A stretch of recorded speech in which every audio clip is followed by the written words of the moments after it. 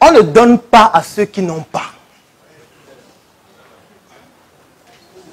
On ne donne pas à ceux qui n'ont pas. C'est triste, je sais. Vous allez dire que mais pourquoi le monde est cruel? Oui, le monde est cruel. Il y a un truc qui m'amuse souvent à l'église. Et quand j'étais servant de messe et lecteur, chaque fois que je lisais ça, même dans mon cœur, je disais, mais nous aussi, on a fait fort. On est en train de faire fort. Il y a une phrase à l'église que j'aime beaucoup. Aimons-nous les uns les autres. Oh, j'adore cette phrase. Aimons-nous les uns les autres. On ne peut pas s'aimer les uns les autres. Ce n'est pas possible. Et je vais vous expliquer mathématiquement pourquoi ce n'est pas possible de s'aimer les uns les autres. Alors, je prends un exemple. Supposons que vous ouvrez votre boutique ici à Avocado. Vous ouvrez une boutique où vous vendez des produits. Vous utilisez les techniques de marketing, les techniques de produits dans votre boutique. Vous avez de la croissance, vous ouvrez une deuxième, une troisième, une quatrième. Mais ce que vous ne savez pas, c'est qu'avant votre boutique, il y a des gens qui avaient les boutiques avant.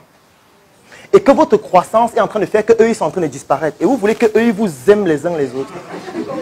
C'est ça que vous voulez. Donc vous voulez qu'ils vous aiment. Donc vous voulez qu'ils vous laissent croître, eux, ils disparaissent en vous aimant. En fait, ce n'est pas possible. Il faut être fou pour croire ça. On ne peut pas s'aimer les uns les autres. Ce n'est pas possible. Et ça ne sera jamais possible. Et si vous croyez en ça, qu'il faut s'aimer les uns les autres, c'est mieux d'être salarié et aimer votre patron.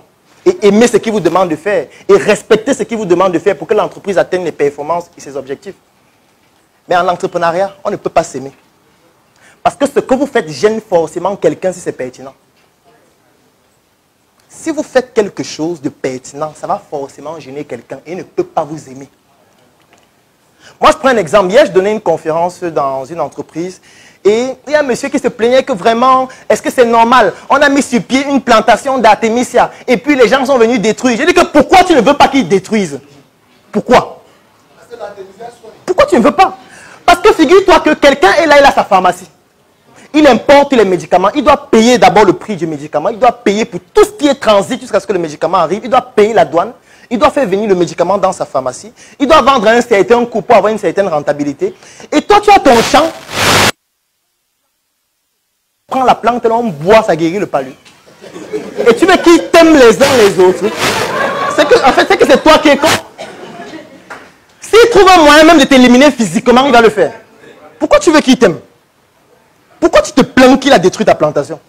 Mais toi, à sa place, tu dois faire quoi?